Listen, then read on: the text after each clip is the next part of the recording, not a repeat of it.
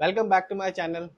आज हम एक ऐसे कंपनी के बारे में बात करेंगे जो आने वाले कुछ दिनों में अपने शेयर होल्डर्स को डिविडेंड देने वाली है, हर एक शेयर के बदले में 75 रुपए का। ना केवल डिविडेंड, ये कंपनी अपने शेयर होल्डर्स को लॉन्ग टर्म में, यानी कि अभी तक ये कंपनी अपने शेयर होल्डर्स को 10,000 से ऊपर का रिटर्न निकाल के दे चुकी है। इस कंपनी का नाम है ब्रिटानिया इंडस्ट्रीज। एफएमसीजी सेक्टर की कंपनी है, हर कोई जानता है, नाम से पहचानता है। ये कंपनी बिस्किट्स बनाती है और आपने और मैंने कभी ना कभी इसका बनाया हुआ बिस्किट जरूर खाया होगा।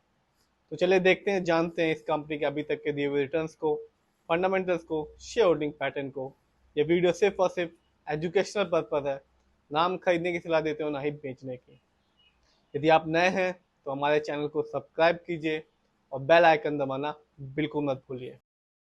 आज बात ब्रिटानिया इंडस्ट्रीज के बारे में। आज के दिन यानी कि 9 मई 2025 को, क्योंकि मार्केट क्लोज है सैटरडे 10 मई को, तो आज का डाटा ये दिखा रहा है 9 मई 2025 को इस कंपनी का शेयर प्राइस है 5,454 रुपीज। महंगा शेयर है, लेकिन ये कंपनी आज के दिन भी इस कंपनी ने अपने शेयर होल्डर्स को रिटर्न निकाल के दिया 1.17% का।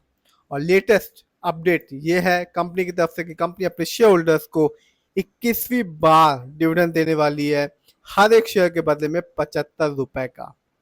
इतना ही नहीं, कंपनी ने पिछले साल भी डिविडेंड दिया था, जिसकी बात हम आगे करेंगे। तो रिटर्न की बात की जाए, यदि हम देखें तो 2024 में जब मार्केट डाउन था, अच्छी कंपनी ने कोई रिटर्न नहीं दिया। इस कंपनी ने भी मामूली सा रिटर्न निकाल के दिया 7.22% का।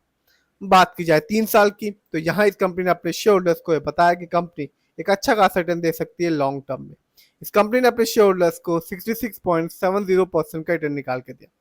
बात की जाए और देखा जाए 5 साल के रिटर्न को, तो यहाँ भी इस कंपनी ने अपने शेयर होल्डर्स को ऑलमोस्ट 80% का एक कंटिन्यू रिटर्न निकाल के दिया। यानी कि 5 साल पहले इस कंपनी का शेयर प्राइस था 3,167 रुपीज 10 पैसे, जो आज के दिन बढ़ के हो चुका है 5,436 रुपीज। बात की जाए ओवरऑल रिटर्न की, तो ये कंपनी अपने शेयर होल्डर्स को ओवरऑल रिटर्न के मामले में मालामाल कर चुकी है।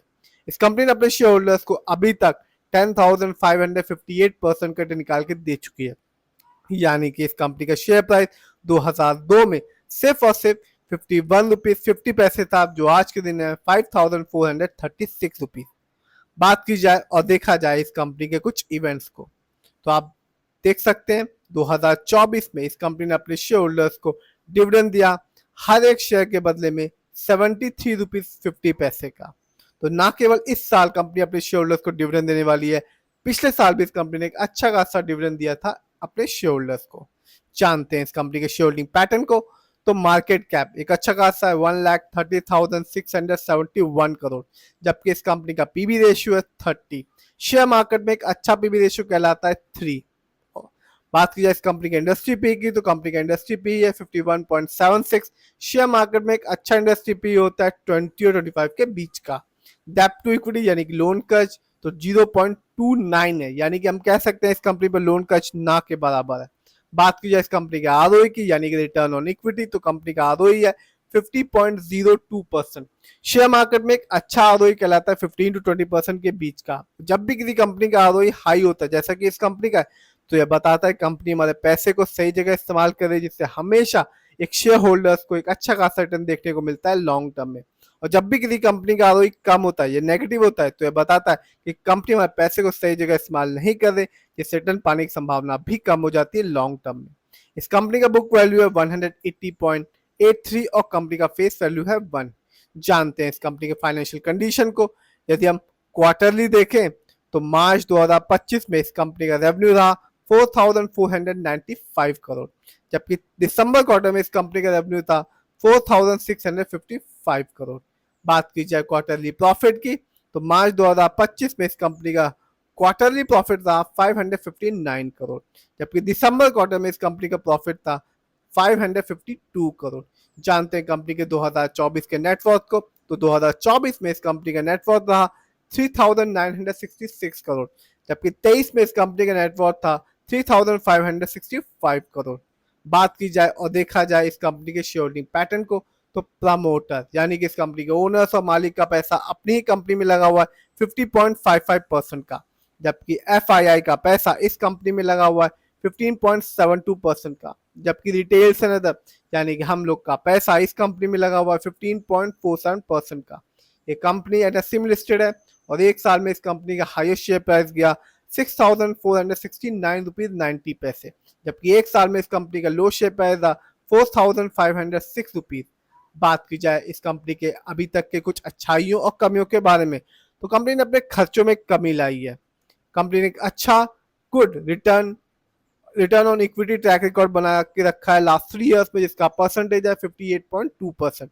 कंपनी ने एक अच्छा डिविडेंड पे आउट परसेंटेज बना के रखा है अपने शेयर होल्डर्स के साथ, जिसका परसेंटेज है 80.1%। यानी कि जब भी कंपनी को ईयरली या क्वार्टरली एक अच्छा खासा प्रॉफिट मिलता है, उस प्रॉफिट का कुछ हिस्सा, इसको डिविडेंड कहते हैं, कंपनी अपने शेयर होल्डर्स के साथ यानी कि हम लोग के साथ बांटती रहती है। बात की जाए कुछ कमी के बारे में, तो कंपनी का stock is trading at 30.1 time it book value already हो चुका है। कंपनी ने एक पुअर सेल ग्रोथ बना के रखा है लास्ट 5 इयर्स में, जिसका परसेंटेज है 9.12%। तो ओवरऑल और लेटेस्ट अपडेट यही है कि कंपनी अपने शेयर होल्डर्स को डिविडेंड देने वाली है हर एक शेयर के बदले में 75 रुपए का। रिकॉर्ड डेट अभी तय नहीं की गई है कंपनी के द्वारा, जब भी आएगी हम आपको बताएंगे।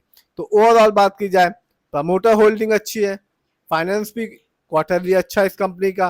बात की जाए फंडामेंटल्स की, तो मार्केट कैप शानदार है, ROE बहुत ही अच्छा है, लोन का ना के बराबर है। इस समय इस कंपनी का शेयर प्राइस यानी कि 10 मई 2025 को थोड़ा महंगा है, 5,436 रुपीज का है, लेकिन इस कंपनी ने 5 साल में भी रिटर्न दिया, 3 साल में भी रिटर्न दिया। तो ये कंपनी ना केवल अपने शेयर होल्डर्स को रिटर्न निकाल के दे रही है एक अच्छा खासा रिटर्न, साथ ही साथ अपने शेयर होल्डर्स को डिविडेंड भी